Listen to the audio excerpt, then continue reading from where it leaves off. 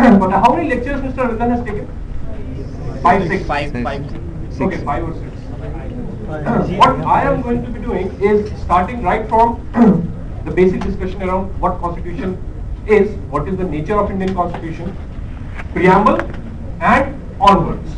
I'm sure you know a lot about the Constitution already. For example, it was enacted on 26 November 1949 and it came into force on 26th of January 1930. You also know why it was delayed? 1950. I gave the answer to the next question. You know why it was delayed by 2 months? Because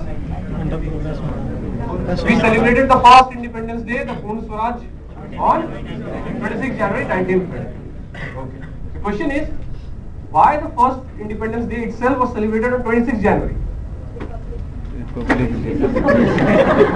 It's the other way around. Because we celebrated on that day, it was Republic Day. So why not 25th January, 10th January or 31st December only की New Year के साथ ही मना लेते उसे? Lahore session of Congress, again, was there a reason why it was only on that day?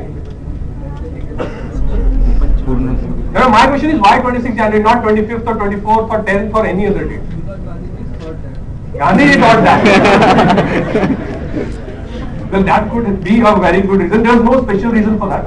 इसका simple सा एक ही reason था. They just decided कि, you know, how we say, 2 weeks from now, the third Sunday will celebrate it. क्योंकि Sunday को सबकी छुट्टी होती थी उस टाइम पे.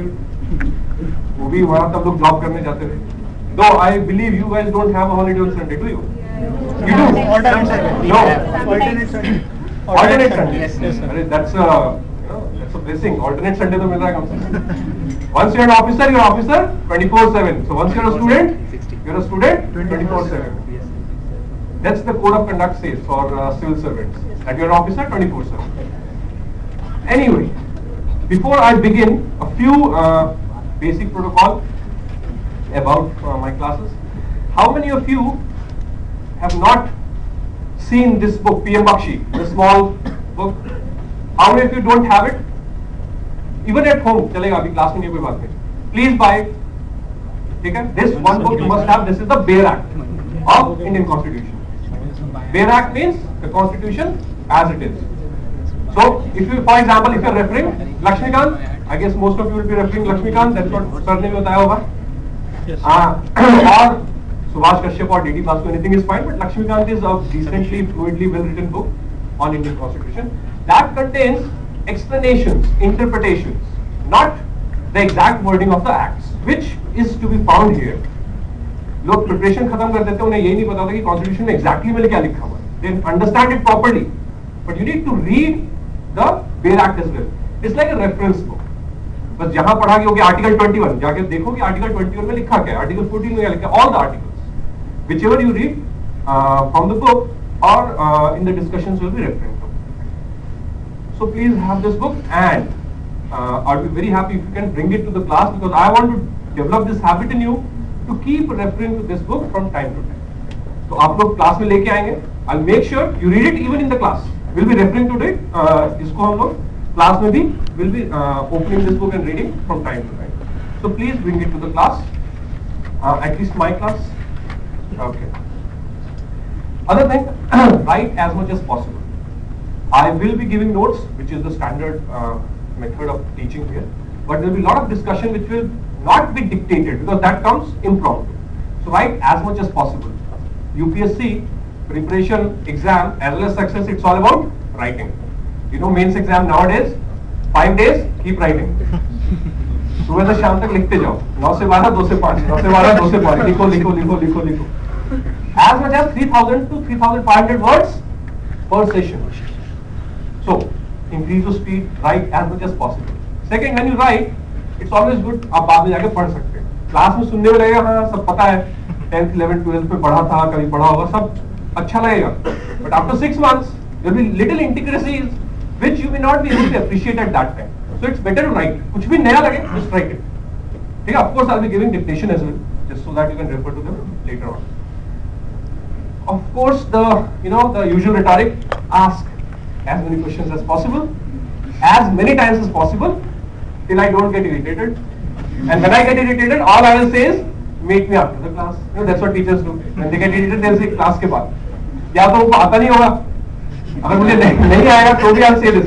Class के बाद पूछ लेगा. But it is your right in this class to ask. I don't say that I know everything. If I don't know, I'll go and find out and let you know.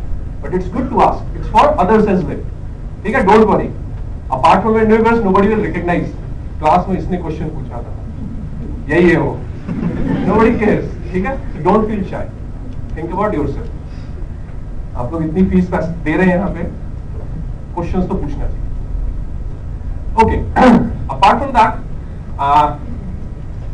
to make this interactive class, all I expect from you is जो भी हम लोग class में discuss करेंगे, go home and read it once.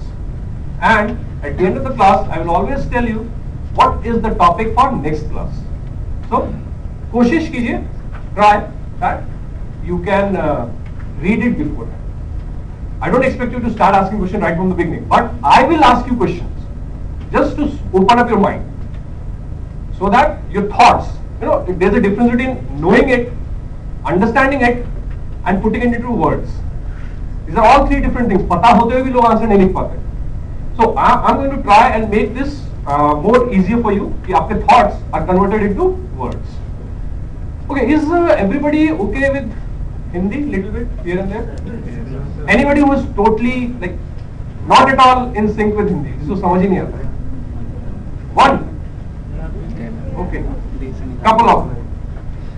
Well, you know, I'll try, but the problem is, you know, some of the jokes are always good in Hindi.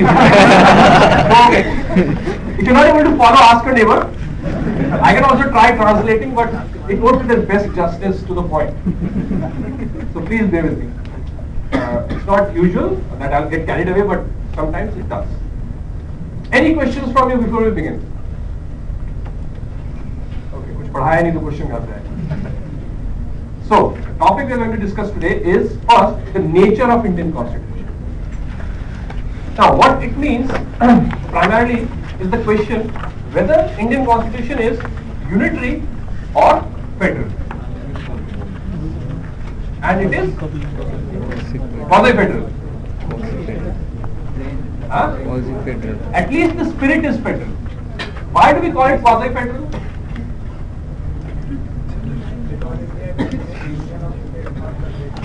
India is a union of states, not federation of states. Sir, इसका क्या मतलब होता है?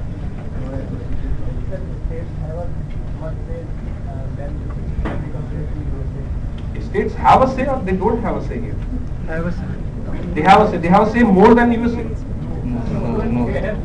They have less.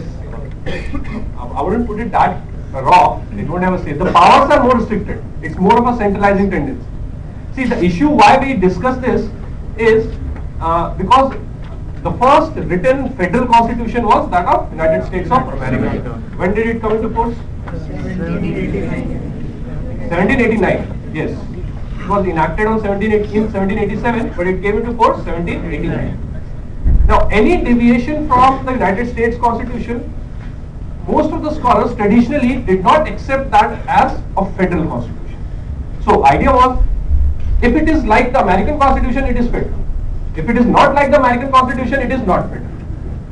But over a period of time, it was realized that the whole idea of federalism is not static. Even in United States itself, there have been many amendments which have changed the nature of federalism in United States itself. For example, they made an amendment in 1914 where they gave the right to the people to elect members of the Senate. उसके पहले states के पास था.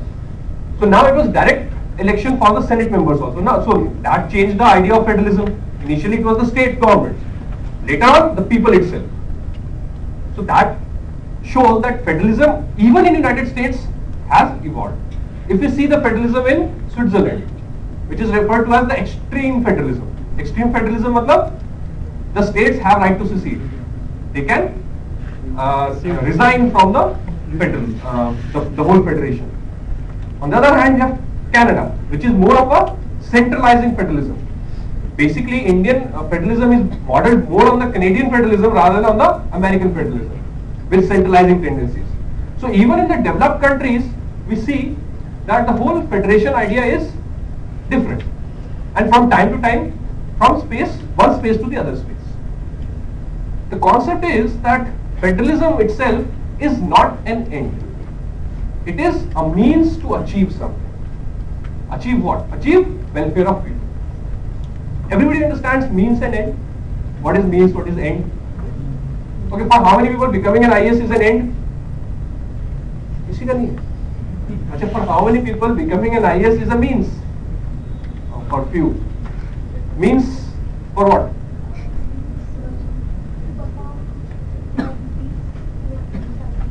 And what are your duties towards the society? Sorry, मैं ऐसे ही random question पूछता रहता हूँ. Don't feel afraid. To be honest and loyal to who?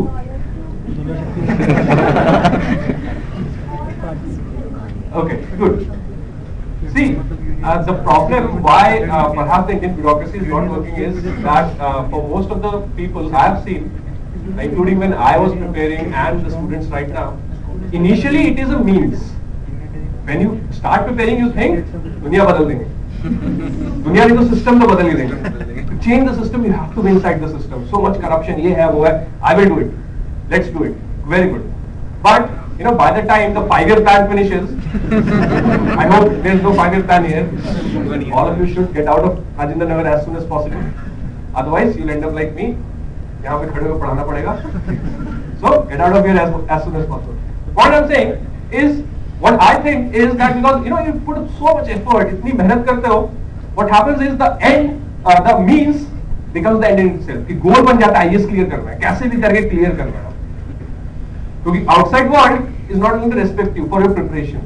Either you come out victorious, or you become a teacher, or you are lost. So that is somewhere, you know, this is what we refer to in public administration. It's called the displacement of goals. How many people have PUBAT as optional subject? Don't worry, I won't ask questions. Good. Have you read about displacement of goals? What is that? It's exactly this. That bureaucracy is supposed to be a tool to achieve something. But for some reasons, the means become the end in itself. So they start serving themselves. And that is why, you know, I always used to wonder, they're so good spirited, highly spirited individuals, motivated individuals, but as soon as